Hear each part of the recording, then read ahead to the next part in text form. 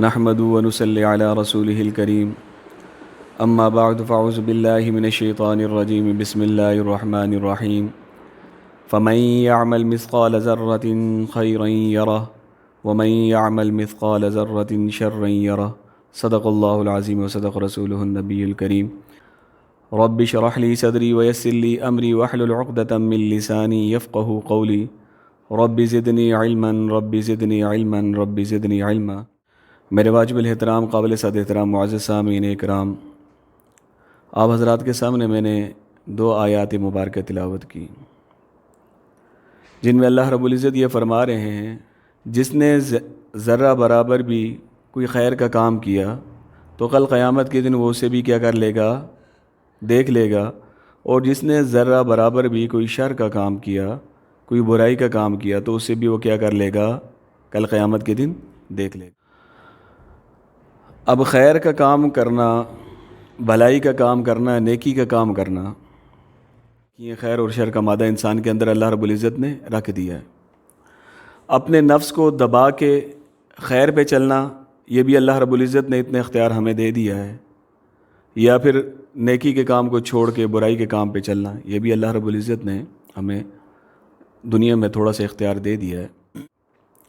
اب اس پہ ہوتا یہ ہے کہ بعض حضرات جو ہے وہ بھلائی کا کام کرتے ہیں، نیکی کے کام کرتے رہتے ہیں، اس کے باوجود کیا ہوتے ہیں، مصائب کا شکار ہو جاتے ہیں، مسائل کا شکار ہو جاتے ہیں۔ تو اب جب وہ مصائب کا شکار ہوتے ہیں تو ذہنوں میں یہ بات آتی ہے کام تو میں اچھے کر رہا ہوں، نیک کر رہا ہوں، تو میں اس کے باوجود مصیبتوں میں گرفتار ہوں کیوں؟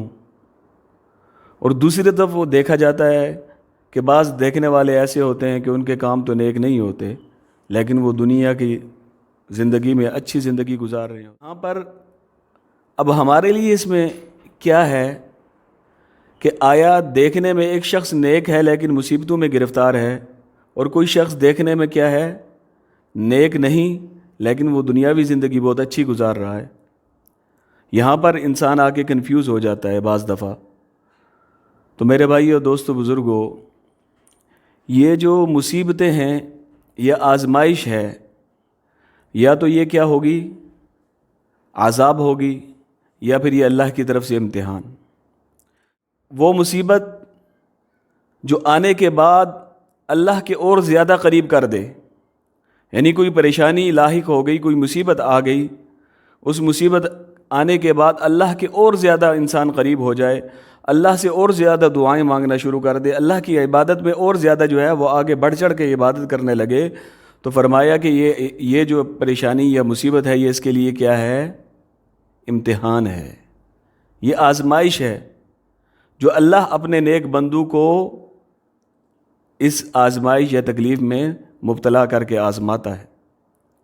اور اگر آنے والی مصیبت اور پریشانی کی وجہ سے اپنے آپ کو یعنی کوستے رہنا کہ یہ پریشانی کیا میرے لیے ہی رہ گئی تھی، یہ مصیبتیں کیا میرے ہی لیے رہ گئی تھی، اور پھر العیاذ باللہ عبادات سے دور ہو جانا، دعائیں مانگنا چھوڑ دینا، تو فرمایا ہے کہ یہ آزمائش یا یہ مصیبت یا یہ پریشانی کیا ہے، عذاب ہے۔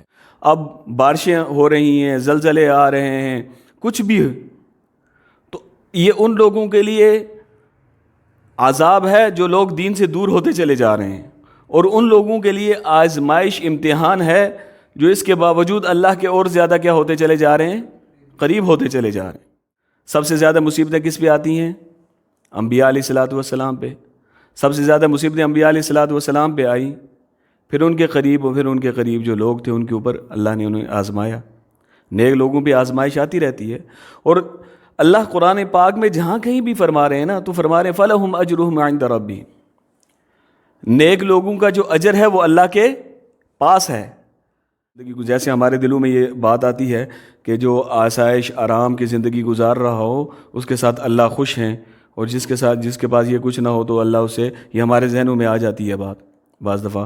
اور بعض دفعہ جو ہے نا ہم بڑے نیک لوگوں کو، بڑے اللہ والوں کو بھی جو ہے تنقید کا نشانہ بنا دیتے ہیں کہ دیکھو جی خود تو بڑا حاجی نمازی بنتا پھر رہا ہے لیکن اس کی اولاد کو دیکھو تو یاد رکھنا نوح علیہ السلام کا بیٹا ایمان نہیں لایا، لوط علیہ السلام کی بیوی ایمان نہیں لائی، ابراہیم علیہ السلام کے والد ایمان نہیں لائے. تو اس لیے ہم کسی کی وجہ سے کسی کو طعنہ نہیں دے سکتے. اور دنیا میں کوئی شخص ایسا نہیں ہوگا جس کو کوئی نہ کوئی پریشانی یا کوئی نہ کوئی غم لاحق نہ ہو. حضرت تھانوی رحمۃ اللہ علیہ ایک قصہ لکھتے ہیں، وہ میں آپ کے سامنے عرض کرتا چلوں. فرماتے ہیں کہ ایک شخص کی ملاقات حضرت خضر علیہ السلام سے ہو گئی، اور اس نے حضرت خضر علیہ السلام سے یہ عرض کیا کہ حضرت میرے لیے دعا کر دیجئے کہ میری جو زندگی ہے وہ بغیر غم، بغیر تکلیف، بغیر پریشانی کے گزرے. تو حضرت خضر علیہ السلام نے کہا کہ ایسا تو ہو نہیں سکتا کہ زندگی جو ہے بغیر غم، بغیر تکلیف کے، پریشانی کے گزر جائے. البتہ یہ ہے کہ اگر کوئی ایسا شخص تمہیں مل جائے تو تم ایسا کرو کہ اس کو میرے پاس لے آؤ یا مجھے اس کو بتا دو، تو میں اللہ سے یہ دعا کروں گا کہ اللہ تمہیں اس جیسا بنا دے. اب یہ شخص بڑا خوش ہوا، کیوں ہم دیکھتے ہیں کہ ہم دنیا میں بڑے امیر دار، بڑے مال و دولت والے، بڑے عیش و آرام کی زندگی گزارنے والے تو بہت ملیں گے، تو لہٰذا ایسا کوئی مسئلہ ہی نہیں ہے. میں کسی کو ڈھونڈوں گا اور کہوں گا کہ اس کے لیے اس کی طرح کا بننے کے لیے میری دعا کر دیجئے کہ میں اس طرح کا بن جاؤں. اب وہی شخص گیا، اس نے کافی عرصہ تلاش کیا. جب کوئی شخص ملتا اسے کوئی نہ کوئی پریشانی، کوئی نہ کوئی بیماری، کوئی نہ کوئی مصیبت میں وہ گرفتار ہوتا. کرتے کرتے کافی عرصے بعد اس کی نظر ٹھہری سنیارے پہ. سونے کی بڑی دکانیں، آراستہ زیورات سے آراستہ دکانیں، محل نما مکان، بڑے نوکر چاکر، بڑے خدمت گزار، جوان خوبصورت بیٹے.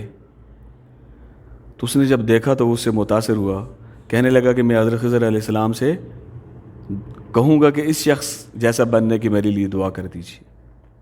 اب جب واپس لوٹنے لگا تو ویسے ہی دل میں خیال آیا کہ ہو سکتا ہے شاید اس کو اندر کوئی اندرونی کوئی بیماری نہ ہو، ظاہری طور پہ تو یہ ٹھیک ٹھاک ہے، عیش و آرام کی زندگی گزار ہے، تو میں اس سے پوچھ لوں، میں اس سے پوچھ لیتا ہوں. وہ واپس اس شخص کے پاس گیا اور جا کے کہنے لگا کہ بھائی میں نے تم جیسا بننے کے لیے نا دعا کروانی ہے، تو آیا تم مجھے بتا دو تم کسی مصیبت یا پریشانی میں گرفتار تو نہیں ہو؟ کہیں ایسا نہ ہو کہ میں دعا کروا دوں کہ تم جیسا بننا ہے تو بعد میں پتہ چلا کہ میں بھی اس بیماری یا اس پریشانی میں گرفتار.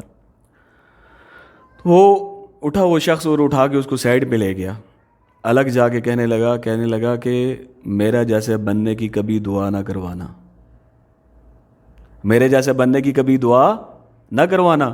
وہ شخص بڑا حیران ہوا کہ اتنی زبردست تمہاری زندگی ہے، اتنی ٹھاٹھ باٹھ والی تمہاری زندگی ہے، یہ نوکر چاکر غلاموں کی فوج تمہارے پاس ہے، محل جیسے بہترین مکان تمہارے پاس ہے، زیور سے لدی بھدی دکانیں، آراستہ تمہارے پاس، سونے سے بھری ہوئی دکانیں ہیں تمہارے پاس، تمہیں کون سی پریشانی لائق؟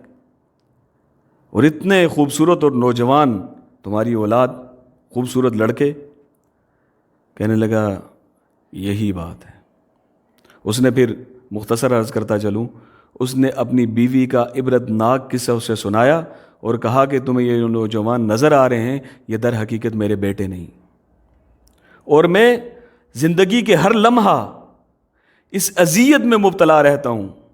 اندر میرے جسم میں ایک آگ لگی ہوئی ہے جو مجھے سلگاتی رہتی ہر وقت کہ زندگی کا کوئی لمحہ ایسا نہیں کہ مجھے اذیت نہ ہوتی ہو. میری جب نظر میری اس اولاد پہ پڑتی ہے جو دنیا نے منسوب میری طرف کی ہوئی ہے کہ یہ اس کے بیٹے ہیں، تو جب میں ان کی طرف دیکھتا ہوں تو میرا دل اندر سے جلتا. یہ شخص پھر کچھ عرصے بعد حضرت خضر علیہ السلام سے ملاقات ہوئی تو پوچھا حضرت خضر علیہ السلام نے کہ بتاؤ کیا ہوا؟ کہنے لگا کہ حضرت ساری دنیا گھوم پھر لی ہے، بڑے بڑے لوگوں سے ملاقات کر لی ہے، لیکن کوئی شخص مجھے ایسا نہیں ملا جسے کوئی غم نہ ہو، کوئی پریشانی نہ ہو، یا وہ کسی مصیبت میں گرفتار نہ ہو.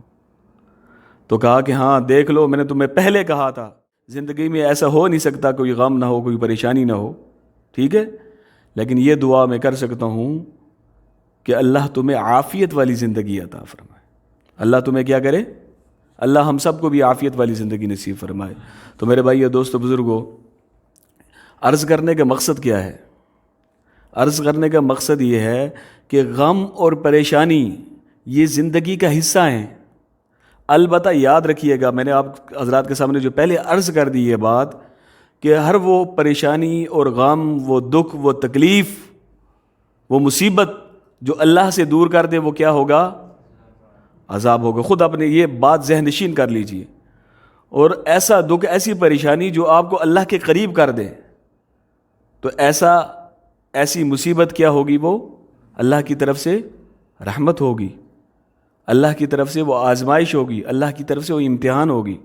تو اسی لیے جو ہے اب یہ جو ہماری ملک کی سطح پہ یہ چھوٹی سے چھوٹی پریشانی سے بڑی پریشانی لے لیجئے، یہ سیلاب آتے ہیں، آندھی ہیں، زلزلے ہوئے، لوگ آپس میں جو ہے بحث و مباحثے میں لگ جاتے ہیں.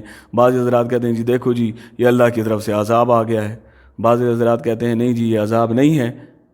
اس میں جو ہے وہ بحث و مباحثے میں پڑھتے ہیں. تو اس کے بہترین طریقہ یہ ہے کہ ان لوگوں کے لیے عذاب ہوگا جو لوگ اللہ سے دور ہو جائیں گے، اور ان لوگوں کے لیے امتحان ہوگا، ان لوگوں کے لیے آزمائش ہوگی جو اللہ کے قریب ہوں گے.